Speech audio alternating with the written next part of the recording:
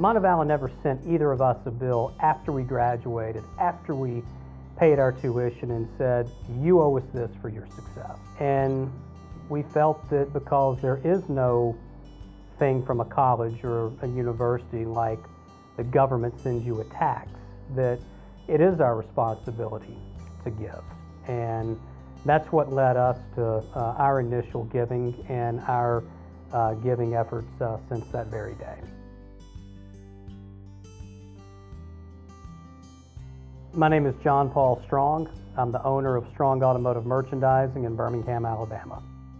I think I had been at Montevallo about a week and a half of my freshman semester, and had met some friends, had figured out how to find my way to class, and I think then I really realized that, you know, this was somewhere I was going to stay for a while.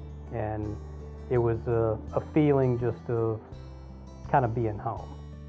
It was an environment small enough that from your first class, every teacher knew your name, and your peer group, your group of friends, your circle of influence knew you. And it was so much like a family. And it was such a close-knit family that people, you know, grew together, were friends together, learned together, went through life experiences together. And I tell people that it's about the closest thing to the most unique small college environment I think there is in this country. And I think the story more people need to know about it is the affordability factor and the size and how much you will get as a young person between 18 to 21, 22 years of age for most undergrads, how much more you will learn and how much more focused you will be in that small setting. My father taught me a very important lesson. After we had both graduated, he's obviously from back in the 70s, I graduated in 2002.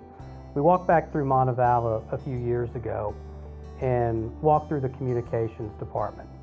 And our company is in the communications business, so we know what new technology is. We know what computers should look like and what, you know, cutting edge equipment is. And when you go through life, you go to college, you pay your tuition, you get out, you go find a job, a career, you become successful, and they never send you a bill.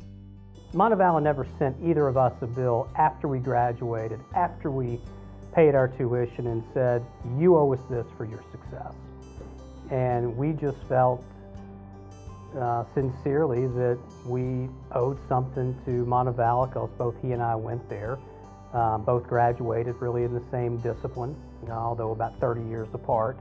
And we felt that because there is no thing from a college or a university like the government sends you a tax, that it is our responsibility to give.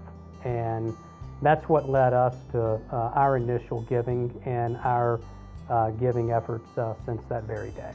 You know, nobody's writing big checks to Montevallo on a daily basis to help fund new programs and new construction and new advancements. I mean, it all has to be, you know, asked for, you know, and that, I think, inspires me. It inspires our family to give and to, you know, ask others to give. Because again, as you go through life, as you know, grow from college to a career and establish some success, it's your responsibility to give where you feel that you need to give, and we just feel we need to give to Montevallo.